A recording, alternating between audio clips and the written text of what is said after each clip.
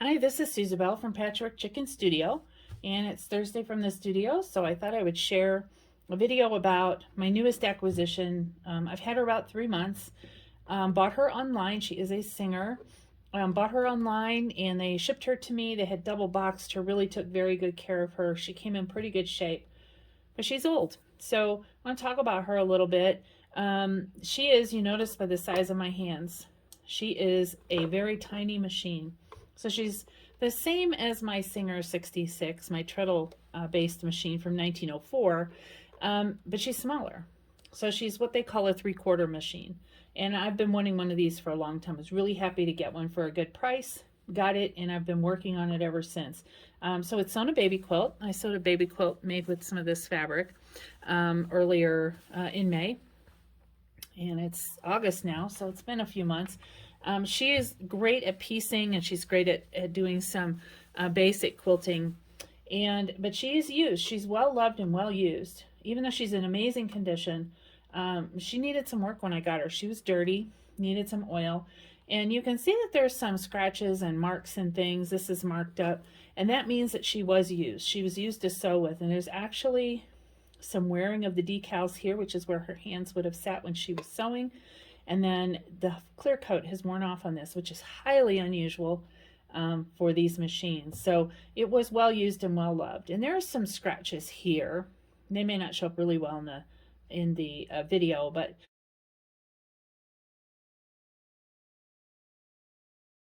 there's a major amount of scratches right around here. When I received this machine, there was a strip of fabric wound around here and tied. It was about 2 inches wide. And women did this on sewing machines so that they have somewhere to put pins as they sew or take pins out. So every pin that hit that paint gouged it a little bit. And so this looks like a rat's nest of hair in scratches. And so it's one of the things women didn't think so much about that because they didn't think that a machine would be used as many years later as this one is. This one is from 1956. So right now this machine is considered to be quite elderly, right?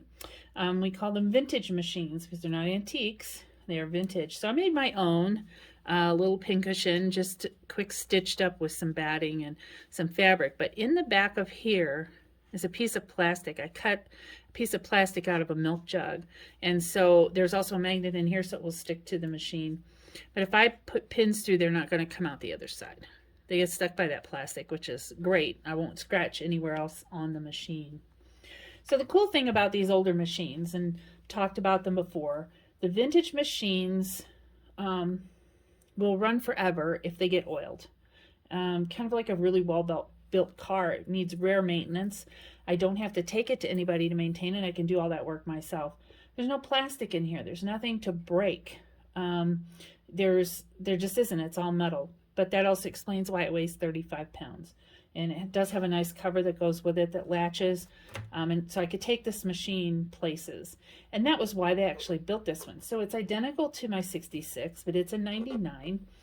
And it was intended to be more portable. So a woman could pack this in to the car if she was going to a neighbor's house to help them with some sewing. Or she could take it to the church where they were working on a quilting project or whatever. It was considered to be portable. Yes, 35 pounds is not exactly portable, but it's way more portable than a treadle machine, which you could never get in the car. So there's a reason for that. When I got this machine, the base was pretty cracked, and these are, despite the fact that they have a dovetail corner on them, they are just press board. So very lightweight press board. So I had to glue it all back together, but it actually came out pretty good. One of the reasons I like the drop-in bobbin is I never really have to lift the machine up to do anything, but I can. You can see where I did some of my repairs here, but I can get under here to do the oiling, the maintenance. So there are oil ports everywhere under this machine that need to be used. And this little bracket here just holds it down so when I pick it up, it doesn't want to flop up. But everything I can do with this machine is right here where I can see it, so that really does help me to not have to spend too much time lifting and putting down. That kind of wears you down. So I use this to make a quilt, a baby quilt, and you can see the stitching is really nice. Some really nice stitching there. I did use a walking foot. That's the cool thing about these machines. It comes with this basic straight stitch foot, but you can put other feet on here. So while the machine doesn't do zigzag or any kind of fancy stitching, sometimes you need a little help with your project. And so this is a quilting foot, and I showed a quilting foot in one of my previous videos, but this one has a bracket in it. So this bracket I can adjust, and I can use it as a guide to make sure my lines are straight, and then I'm just far away, just the same amount far away from each line. So I use this walking foot to do that. And the fact is, this is a new foot, right? It's got plastic and nylon on it, and some of it's metal, but most of it's plastic. But I can use that foot on this machine that is all metal. And I can use other feet, a zipper foot, for example, a ruffler. There's a lot of feet that do a lot of special things that are all using a straight stitch. So vintage machines are highly prized, and there's a whole subset of people like me who collect them and use them. I don't buy any machines that I don't use. There's no reason for me to have a machine I don't use. I want to use it for something, and I bought this one because it is smaller. I'm hoping that there are times when I can take it to a show with me. If we have enough space, I can have it sitting out. I can let people play with it, because we do, at our shows, we're selling things that we've sewn. And so being able to show off some of our equipment is always fun to do. This machine is too heavy for anybody to walk away with. At least I'm pretty sure. 35 pounds is a lot for somebody to walk away with. But all these singers, and you look at singers, and they all kind of have this same look, the same shape, the same, position of everything. There's just minor differences. The tensioner might be on the back or on the side. Might not have a drop-in bobbin. But this shape of what we call the head, so this is the head of the machine, has not changed in many, many years. And it went from pre-1900 all the way until the 60s before they ever changed the basic look of these machines. And sometimes they come in other colors. There were other companies that made Singer type machines. The 15 is a very common one. I don't have a 15, but the 15 has its tensioner right here instead of on the front. It's kind of back here. Those were made all by Singer, but they were badged with department store names and place names, all kinds of things. So these 15s run around everywhere. They look basically the same. The only reason I know it's a 15 when I see one is because the tension's back here. The plates may look different on different machines. So they were fancier. Mine's just got some stripes on it. The decorative decals may look different on a machine. The machine itself is basically the same and works the same. So they went from having tensioner or bobbin winders down here to moving them up here. So it's all one unit. But they haven't changed. And so being able to work on these, all they need is a little oil and some cleaning. You always want to keep them clean, get the dust out of there. A lot of dust and lint will build up underneath the machine, inside the bobbin area. But that's something I can do all by myself. I don't have to take it to a repairman and tell him to fix it and then give him $100 for his trouble. I can do it myself in a few minutes. So, but this was a very sweet machine. And the first thing I did do was a quilt, and then I did a second quilt. It sews a really nice stitch. And I'm going to sew a little bit. I've got a little piece of fabric too. This is actually another baby quilt. I've sewn a lot of baby quilts for the pandemic babies in the last year. So I've got 2 pieces of fabric and some batting in the middle. And this machine is pretty quiet. I think it's pretty quiet. It does not have any seam markings for me. I do need a seam guide. I don't have one. I keep looking, and one of these days I'll find one. It actually screws in here and creates a bar for your fabric to move along. Works really well. I'm going to make my stitch just a little bit shorter here. And so it's pretty quiet.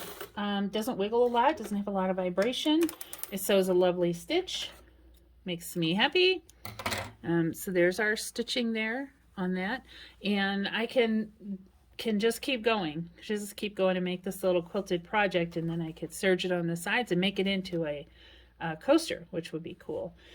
So the bobbin, just like the 99 or the 66, the 99 has this pop out bobbin, so I can push that little lever and it just pushes the bobbin up and I can take it out. And I think that's about the slickest thing, and I think a lot of machines could benefit from this technology, because most of my machines I have to get underneath to get the thread up, or to put the bobbin in, and this is so much easier. So really quick and painless. And there are some oil points in there that I oil on a regular basis, and it works just fine. So this machine, even though it weighs 35 pounds, is still a portable. A nice little case top that goes with it. You can put all of the foot and everything else, wrap it up and put it here when you transport it. One of the reasons this is probably scratched is because the foot pedal kept getting sat in here. I actually make little bags for mine, so when they get closed up in here, they're not running around and scratching things. And because this machine is metal, I can attach tools. So I can attach extra lighting if I want to. I can attach tools that I'm using as I sew. For example, here's a large needle, or one of my favorite tools, a bodkin for pulling elastic and things. And so having a metal machine allows you to do some of that storage right where you're going to reach it. When you're sewing, all your little tools can be there. My next size up machine from this one actually has an aluminum body. It still weighs about the same, but I can't stick anything to it, so it's kind of not as much fun. So anyway, this is my Singer 99, and a prized machine for me, and for others too, and it's just kind of a classic, and it is my newest baby at this point. I've had it since early May, and very excited to have it. Even though she looks a little rough, she's not. She's actually a really good stitcher, and that's what I want. So anyway, that's my machine, and hopefully you enjoyed the video. Remember, you can catch us on our website, patchworkchickenstudio.com, and on Facebook at Patchwork Chicken Studio. We'd love to hear from you.